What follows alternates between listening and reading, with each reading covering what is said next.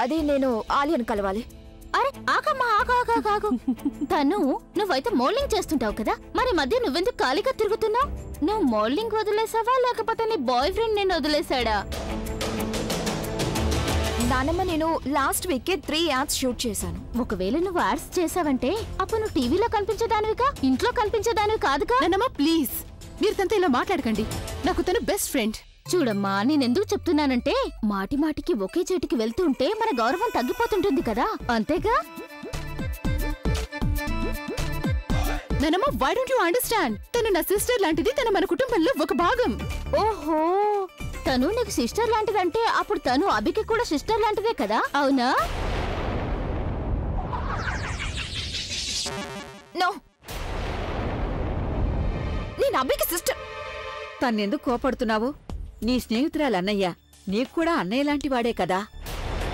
అది కాకుండా మా అభికి పెళ్లి కూడా అయిపోయింది. ప్రజ్ఞ తప్ప ప్రపంచంలో ప్రతి అమ్మాయి వాడికి చెల్లెలే కదా అవుతుంది.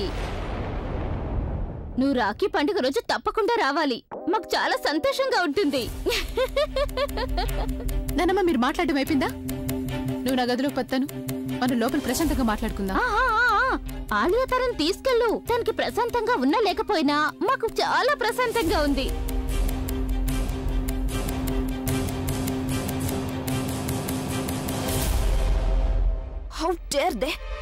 How dare they call me Abhi sister? నా ప్రొఫెషన్ గురించి వాళ్ళు ఏమన్నా నేనేమి మాట్లాడలేదు, కానీ నా గురించి అభి గురించి వాళ్ళు ఇలా ఎలా మాట్లాడారు? Relax.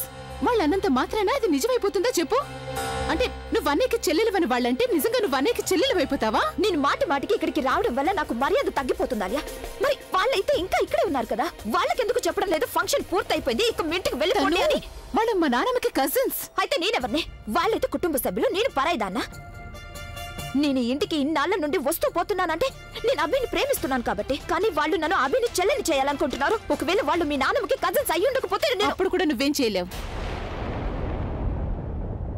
I mean, నువ్వెందుకింత over react అవుతున్నావు? తను వాళ్ళేదో చెప్పినంత మాత్రాన నిజమైపోతుందా? అసలు వాళ్ళకి ఎలా తెలుస్తుంది నువ్వు అన్నయ్యని ప్రేమిస్తున్నా, అన్నయ్య నిన్ను ప్రేమిస్తున్నాడని? వాళ్ళకైతే ఇదే కదా తెలుసు, ప్రజ్ఞ అభికి భార్యని. ఇక మిగతా అమ్మాయిలందరూ కూడా అభికి చెల్లెళ్ళు. వీళ్ళు ప్రజ్ఞ చేత సుమంగళి వ్రతం చేయిస్తారు, అలాగే నాతో అభికి రాఖీ కట్టిస్తారు. చాలా ప్రౌడ్ గా ఫీల్ అవుతున్నారు కదా. ప్రజ్ఞ ఈ ఇంటి కోడలైనందుకు ఆవిడ గర్వం మొత్తం పోగొడతాను నేను. వాళ్ళకి నేను నిరూపిస్తాను, ఎవరినైతే ముద్దుల కోడలు అనుకుంటున్నారో తన్ని అభి అసలు భార్యగా అనుకోవడమే లేదని, తన్ని ప్రేమించడం కాదు ద్వేషిస్తున్నాడని. అలాగే అభి నన్నే పెళ్లి చేసుకోవాలనుకుంటున్నాడని, నన్నే ప్రేమిస్తున్నాడని. నేను ఇప్పుడే వెళ్ళి వాళ్ళకి చెప్పేస్తాను, ఇప్పుడే మొత్తం చెప్తాను. తను నువ్వెవరికి ఏవి చెప్పడానికి వీల్లేదు. నేను చెప్తాను ఆలియా, నన్ను ఏడిపిస్తున్నారు కదా. ఇప్పుడే ప్రజ్ఞ గురించి అందరికీ చెప్పేస్తాను. కేవలం నన్నే ప్రేమిస్తున్నాడు, నన్నే పెళ్లి చేసుకోవాలనుకుంటున్నాడని. రిలాక్స్ తను, లైఫ్ ని ఇంకా కాంప్లికేటెడ్ గా మార్చుకోవద్దు. నా వైపు చూడు, నీకు తెలుసు నువ్వు అన్నయ్యని ప్రేమిస్తున్నావని, నాకు తెలుసు అన్నయ్యకి తెలుసు. మరప్పుడు వీళ్ళేదో అంటే నువ్వెందుకు పట్టించుకుంటున్నావు? టెల్ మీ, ఈ రోజు వరకు చాలా మంది చాలా అన్నారు, మనం పట్టించుకోలేదు కదా. మరి ఈ రోజు ఎందుకు నువ్వు ఇంతలా రియాక్ట్ అవుతున్నావు? తను నీ ధ్యాస మొత్తం ప్రస్తుతం నానమ్మని ఇంప్రెస్ చేయడం మీద ఉంచు. నువ్వు నీ ప్రేమని ఇలా దండోరా వేసి చెప్తే నానమ్మ కూడా నచ్చుతుంది అనుకుంటున్నావా? నువ్వు గనక ఇప్పుడు బయటకు వెళ్లి నానమ్మని ఏమైనా అంటే నానమ్మకి షాక్ తగిలి ఏమైనా అయిందనుకో, అప్పుడు అన్నయ్యకి ఎంత కోపం వస్తుందంటే నిన్ను వదిలిపెట్టడు. దాని గురించి ఆలోచించు. అందుకే నువ్వు ఎక్కువగా ఆలోచించడం మానేసి కొద్ది రోజులు నీ రియాక్షన్స్ ని పక్కన పెట్టు, అర్థమైందా? అలాగే నువ్వు నాకు చెప్పు, రాఖీ ఎప్పుడు? ఆలియా, నిన్న అసలు నేను ఊరికి జోక్ చేశాను, ఎందుకంత సీరియస్ అవుతున్నావు? చాలి కాపండి. ఎందుకు మరి నీ నోటికి ఏదొస్తే అది మాట్లాడేస్తావు? అవును, నన్ను ఏం చేయమంటారు? నాకు ఇది చిన్నప్పటి నుండి అలవాటు, మీకు నా గురించి తెలుసు కదా. నమస్తే అమ్మమ్మ. సంతోషంగా ఉండమ్మా. నమస్తే. చల్లగా ఉండమ్మా. ఇదిగో వైశాలి, నువ్వు టిఫిన్ చేయవమ్మా? అమ్మమ్మ, అది ఏంటంటే నాకు చాలా ముఖ్యమైన పనుంది, నేను వచ్చి తింటాను. నేను ఇప్పుడే వెళ్ళాలి. నువ్వు తర్వాత వెళ్ళమ్మా. ముందు నువ్వు నా గదిలోకి వెళ్ళు. అక్కడ నా బట్టలన్నీ చిందరవందనగా పడేసున్నాయి. ప్లీజ్ నువ్వు వాటన్నిటినీ చక్కగా మడత పెట్టి ఒక చోటుంచు. అత్తయ్య, అదేంటంటే నాకు మా నాన్నగారితో ఒక ముఖ్యమైన పనుంది, అందుకని మీరు ఒక పని చేయండి. మీ పనిని మీరు రాబిన్తో చేయించుకోండి. అలాగా? నా పని కన్నా మీ నాన్నగారి పని నీకు ఎక్కువ ముఖ్యమైపోయిందా? అవును, అదే ఇంపార్టెంట్. ఎందుకంటే ఆయన నా గురించి కేర్ తీసుకుంటారు, ఏది అడిగితే అది ఇస్తారు. మీలాగా కాదు, మీ కొడుకు సంపాదిస్తుంటే మీరు బ్యాగ్ నింపుకుంటారు.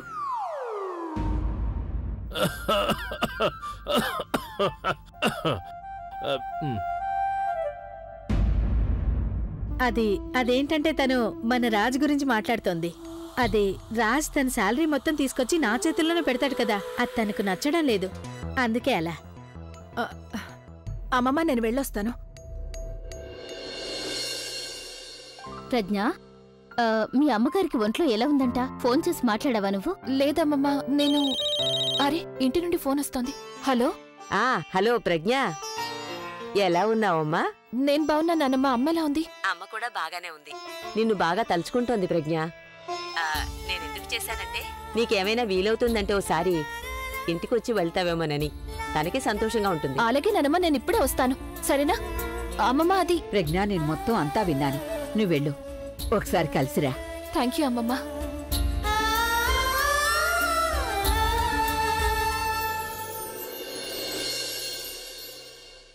అమ్మా ప్రజ్ఞ, ఇంతకీ నువ్వెలా వెళ్తావు?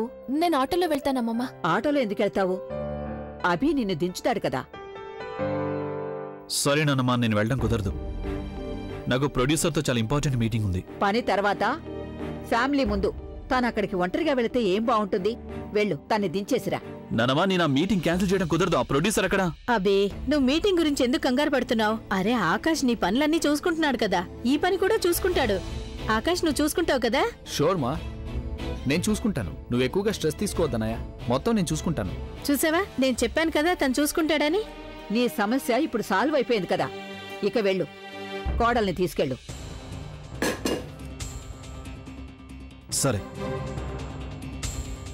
అభి, సరళగారు ఒంట్లో ఎలా ఉంది అని నేను అడిగినట్టు చెప్పు, సరేనా?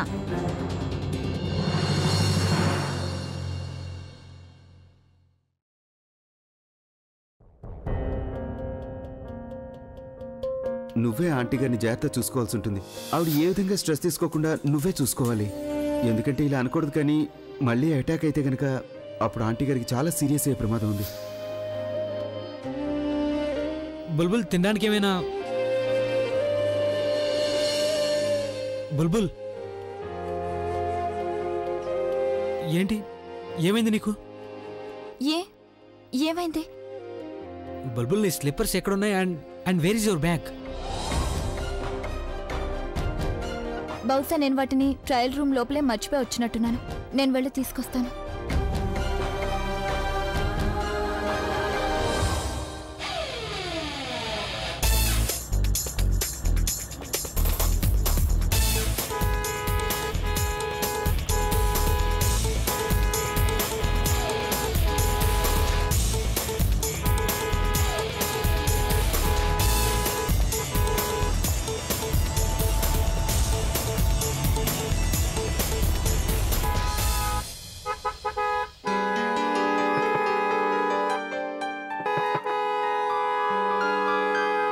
ఏంటి బాబు, ఏంటి నీ ప్రాబ్లం? ఇందా నుంచి హార్న్ కొడుతూనే ఉన్నావు, కనిపించడం లేదా? సిగ్నల్ పడింది. సిగ్నల్ పడితే హార్న్ కొట్టకూడదని రూల్ ఉందా? ఆగాగు, చెప్పేది విను. ఒకవేళ నీకు తొందరగా ఉంది అంటే ఒక హెలికాప్టర్ కొనుక్కో.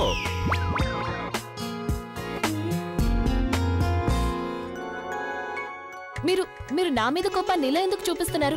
అయినా నాకు మాత్రం ఏం తెలుసు? నానమ్మ మిమ్మల్ని ఇలా నాతో పాటు... టామ్ క్రూజ్, ఏమన్నావు నువ్వు?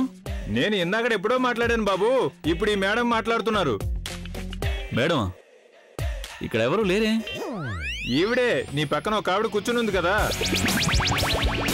నీకు మతి పోయిందనిపిస్తుంది నాకు. నేను చెప్తున్నాను కదా ఇక్కడ ఎవరు లేరని. మేడం మేడం అంటావేంటి? ఇంకా ఎవరున్నారు ఇక్కడ? అలాగా, నాకిప్పుడు అర్థమైంది. పక్కన కూర్చున్న అమ్మాయి కనిపించడం లేదంటే ఇక సిగ్నల్ లైట్ ఎలా కనిపిస్తుంది? అది మ్యాడ్. నేను చెప్తున్నాను కదా ఇక్కడ ఎవరు లేరని. ఇక్కడ ఎవరు లేరు. ఎవరు కనిపిస్తున్నారు నీకు? ఇక్కడ ఎవరు ఉన్నారు చెప్పు. నీకు నిజంగానే కనిపించడం లేదా? చూడు, గ్రీన్ సిగ్నల్ పడింది, బయలుదేరు.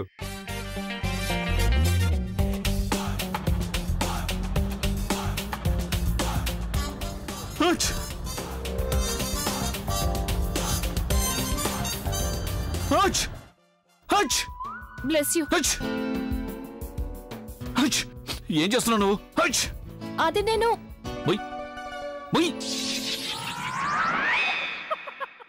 ఒకవేళ నువ్వు ఆటోలో కూర్చున్నావు అంటే ఆటో వాడితో మాట్లాడుతూ ఉంటావా?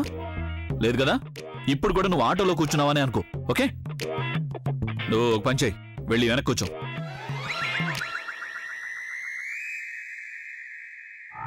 ఆగు, ఇక్కడే కూర్చో, లేదంటే చూసేవాళ్ళంతా నన్ను డ్రైవర్ అనుకుంటారు.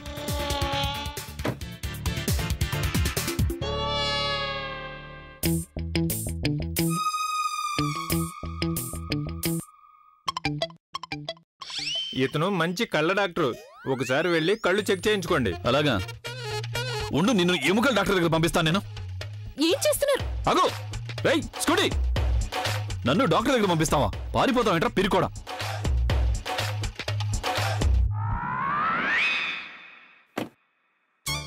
ఏంటలా చూస్తున్నావు? ఇతను కళ్ళ డాక్టర్ అంట, వెళ్ళోసారి చెక్ చేయించుకో. నన్ను చెక్ చేయించుకోమంటున్నాడు.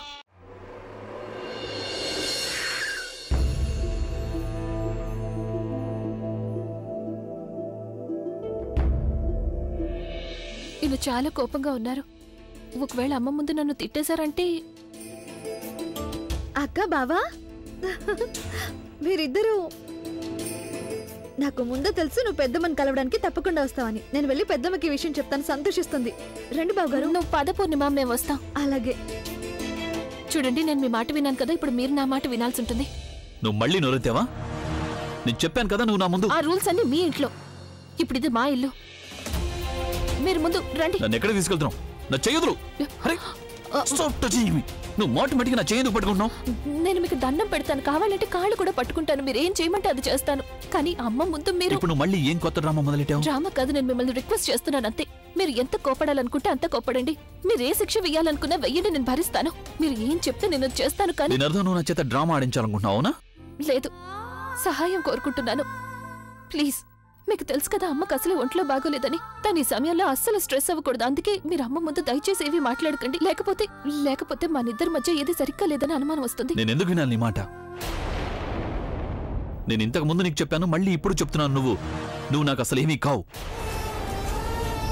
అందుకే నా నుంచి నువ్వేమీ ఆశించొద్దు. అలాగే నేను నీ మీద జాలి కూడా పడ్ను. ఇది నీ ప్రాబ్లం, నువ్వే సాల్వ్ చేసుకుంటే మంచిది. ఇప్పటికే నేను చాలా నాటకాలు ఆడాను, ఇక ఏమాత్రం నాటకాలు ఆడదలుచుకోలేదు. అందుకే నువ్వు నా ముందు ఎలాంటి రిక్వెస్ట్లు చేయాల్సిన అవసరం లేదు, ఎలాంటి షరతులు పెట్టాల్సిన అవసరం లేదు. ఎందుకంటే ఇక నేను ఏం మాట్లాడినా సరే కేవలం నిజమే మాట్లాడతాను. ఏ నిజం గురించి మాట్లాడుతున్నారు మీరిద్దరు?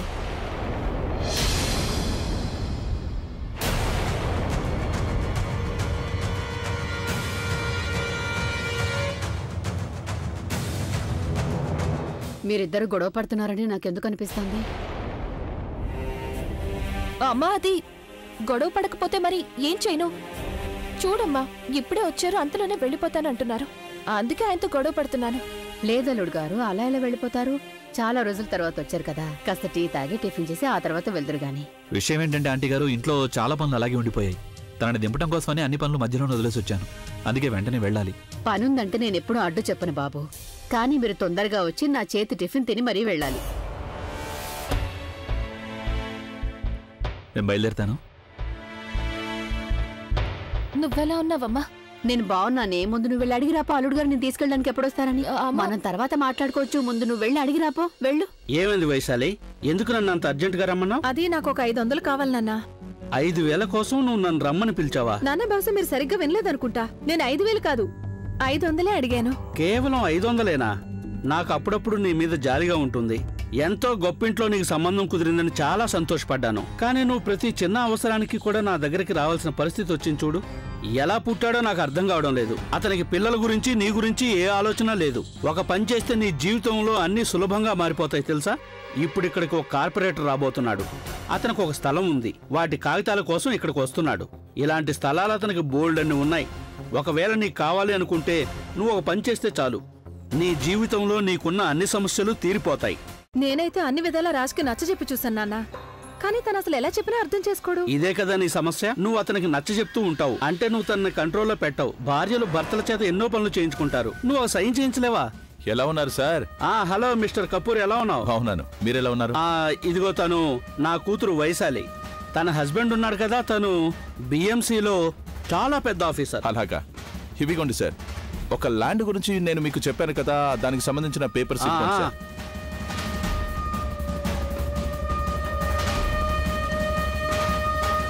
ఇప్పుడు ఇవన్నీ సరే గాని మిస్టర్ కపూర్, దీనివల్ల మాకేం లాభం ఉంటుంది? మా గురించి మీరు ఆలోచిస్తున్నప్పుడు మీ గురించి కూడా మేము ఆలోచించాలి కదా సార్. ఫ్లాట్ మీకు ఎవరైనా రాసిస్తారు, కానీ నేనైతే మీకు ఒక ఫ్లోర్ అంతా రాసిచ్చేస్తాను. ఓకేనా? దాంతోపాటు కొంత క్యాష్ కూడా. ఫ్లోర్ ఇంకా క్యాష్ రెండునా? కానీ ఇందులో ఏమీ ఇల్లీగల్ అయితే లేదు కదా? అరే మేడం, మీరు కంగారు పడకండి, నేను చూసుకుంటాను కదా. ఇక అంతా మీ చేతుల్లోనే ఉంది. మీరు ఈ పని చెయ్యాలనుకుంటున్నారా లేక? అరే మిస్టర్ కపూర్, మీరు దీని గురించి అసలు కొంచెం కూడా ఆలోచించకండి. మీ పని ఖచ్చితంగా అయిపోతుంది. అయితే మరి నేను వెళ్ళొస్తాను సార్. అంతా రెడీ అంటే మీరు నాకు ఒక ఫోన్ చేయండి చాలు. సార్ ఇదిగోండి. ఇటు ఇవ్వండి. నమస్తే ఆంటీ. నమస్తే. వస్తాను. ఈ ఫైల్ మీరు నాకు ఇవ్వండి నాన్న. నువ్వేం చేస్తావమ్మా? నేనేం చేస్తాననేది మీరు ఇలాగే చూస్తూ ఉండండి. అందరినీ అడిగి అడిగి నేను నా జీవితాన్ని ఇన్ని రోజులు నెట్టుకుంటూ వచ్చాను. ఇప్పుడు నేను ఎలాంటి జీవితాన్ని కావాలని కోరుకున్నానో అలాంటి జీవితాన్నే బతికి తీరుతాను. ఈ పేపర్స్ మీద నేను రాజ్ చేత సంతకం చేయించి తెస్తాను. సరే, అయితే సంతకాలు అయ్యాక నువ్వు నాకు ఫోన్ చేసి చెప్పు, నేను వచ్చి మాట్లాడతాను. సరే, ఇక నేను వెళ్తాను. ఆగాగో, ఒక విషయం. ఏ పని కోసం వచ్చావో అది పూర్తి చేసుకో. నువ్వు ఇవన్నీ తీసుకో. ఇంకా కావాలంటే అడుగు, సరేనా? థ్యాంక్ యూ నాన్న. ఇక నేను బయలుదేరుతాను. అలాగే దీని మీద సైన్ తప్పకుండా చేస్తాను. మీరు చూస్తూ ఉండండి. ఓకే.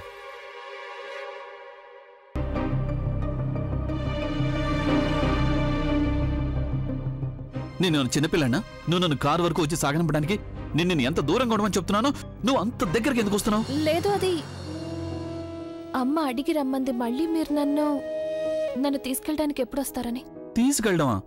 నీ గొడవలో పడి ఒక పక్క నా జీవితం నాశనం అయిపోతుంటే నేను మళ్ళీ వచ్చి నేను తీసుకెళ్ళా? మొత్తం సామాన్లన్నీ తీసుకొచ్చి ఇక్కడ విసిరేయాలనిపిస్తోంది నాకైతే. నీ పేరు, అడ్రస్, నంబర్ అన్ని మర్చిపోతే బాగుండనిపిస్తోంది. చూడండి, మీరు నన్ను వదిలిపెట్టడానికి వచ్చారు, మళ్ళీ తీసుకెళ్ళడానికి రాలేదంటే అమ్మ. నేను నీ డ్రామాలతో విసిగిపోయాను. దింపడానికి ఎప్పుడు వస్తారు? తీసుకెళ్ళడానికి ఎప్పుడు వస్తారు?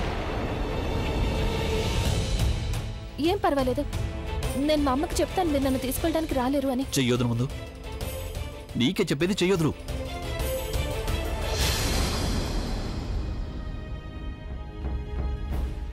ఎందుకు ముట్టుకున్నావు నన్ను? అక్కడ మా నాన్నమ్మ, ఇక్కడేమో మీ అమ్మ. పరిస్థితిని అవకాశంగా తీసుకోవడం ఎవరైనా నీ దగ్గర నేర్చుకోవాలి. కానీ ఒక్క విషయం జాగ్రత్తగా విను.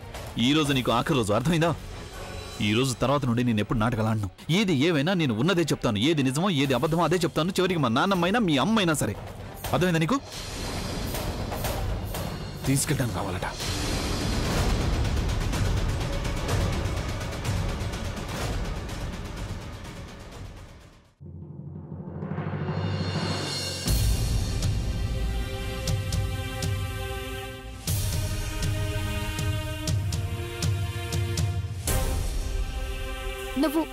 నువ్వెందుకు నిలబడున్నావు? ముందు కూర్చో. కూర్చో అమ్మా.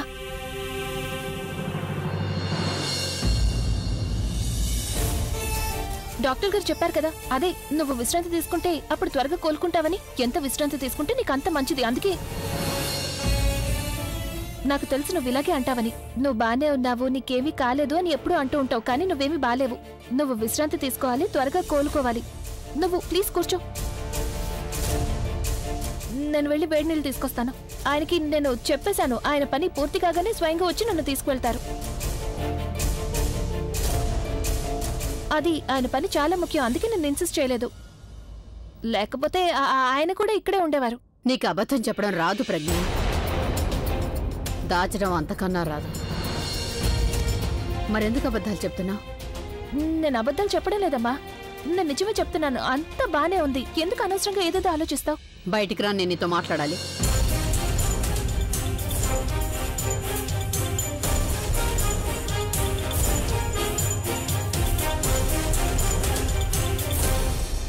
నువ్వు నాకు నిజం చెప్పాలి ప్రజ్ఞ.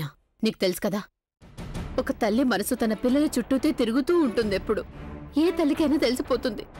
పిల్లల జీవితంలో ఏం జరుగుతుందో తెలుస్తుంది. వాళ్ళ కళ్ళలోకి చూస్తేనే తెలుస్తుంది. ఇక నువ్వెట్టి ఎప్పుడు కూడా నాకు నిజమే చెప్తూ వచ్చావు కదమ్మా. మరి నువ్వు ఈరోజు ఎందుకు నాకు అబద్ధం చెప్తున్నావు ప్రజ్ఞ? ఎందుకు నాకు నిజం చెప్పడం లేదు? అసలు ఆ రాత్రి ఏమిందో చెప్పు. ఏ రోజైతే ప్రవీణ్ బుల్బుల్ని తీసుకుని పారిపోయాడో ఆ రోజు, అప్పుడు తన్నితో ఏమన్నారు, కుటుంబ సభ్యులందరితో ఎలా ప్రవర్తించారో నేను మొత్తం తెలుసుకోవాలనుకుంటున్నాను. నువ్వు నాకెందుకు నిజం చెప్పడం లేదు అసలు? నీకు తెలుసు నాకెన్నో ఏళ్లుగా ఈ బీపీ ఉంది. ఇప్పుడు అది చాలదని గుండె జబ్బు కూడా వచ్చేసింది. కానీ ఇప్పుడు నువ్వు నాకు నిజం చెప్పకుండా నాకు ఏమాత్రం మంచి చేయడం లేదు. పైగా నువ్వు నా దగ్గర నిజం చెప్పకుండా దాచి ఇంకా నన్ను ఇబ్బందులోకి నెడుతున్నావు. అమ్మా, నువ్వు కంగారు పడద్దు, మళ్ళీ నీ ఆరోగ్యం పాడవుతుంది. నేను నిజం చెప్తున్నాను. నిజమే. నువ్వు అబద్ధం చెప్తున్నావు. నువ్వు ఎందుకని నిజాన్ని దాస్తున్నావు ప్రజ్ఞ? నిజమేమిటో నీ కళ్ళతో నువ్వే హాస్పిటల్లో చూసావు కదమ్మా, మరి మళ్ళీ ఎందుకు నువ్వు? కళ్ళతో చూసింది కూడా ఒక్కోసారి అబద్ధం అవుతుంది కదా. అభి మాట్లాడిందంతా వాళ్ళ నాన్నమ్మ తనతో మాట్లాడమని చెప్పండొచ్చు కదా. నేను అభి మాటల్ని ఎంత మాత్రం నమ్మాలనుకోవడం లేదు. నేను నీ నోటి ద్వారా వినాలనుకుంటున్నాను. ప్రజ్ఞ, నువ్వు చెప్తే వినాలనుకుంటున్నాను. మీ ఇద్దరి మధ్య అంతా బానే ఉందా? నానమ్మ చాలా సరిగ్గా అంటూ ఉంటుంది. నీకు బాగా అలవాటైపోయింది టెన్షన్ పడ్డం, అలాగే అనుమాన పడ్డం కూడా. నువ్వు టెన్షన్ పడింది కాకుండా అందరినీ టెన్షన్ పెడుతూ ఉంటావు. నేను ఇంతకటి నుంచి నీకు చెప్తున్నాను కదా మా ఇద్దరి మధ్య అంతా బానే ఉంది అని. నువ్వెందుకు నా మాట నమ్మడం లేదు? ఏం చెప్పాలి నేను నీకు? అయినా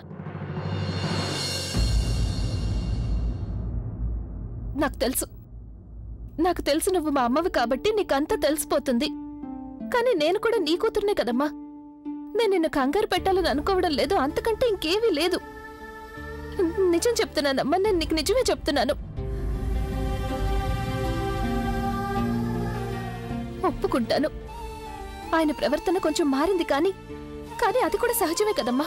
ఎవరికైనా సొంత చెల్లెలి పెళ్లి ఆగిపోయిందంటే అప్పుడు వాళ్ళకి ఖచ్చితంగా కోపం వచ్చే తీరుతుంది. అది మాత్రమే కాదు, ఇలాంటి చిన్న చిన్న విషయాలు భార్యాభర్తల మధ్య జరుగుతూనే ఉంటాయి కదమ్మా. అయినా నువ్వే కదమ్మా నాకు నేర్పించావు భార్యాభర్తల మధ్య విషయాలు ఎప్పుడు వాళ్ళ మధ్యలోనే ఉండాలి అని.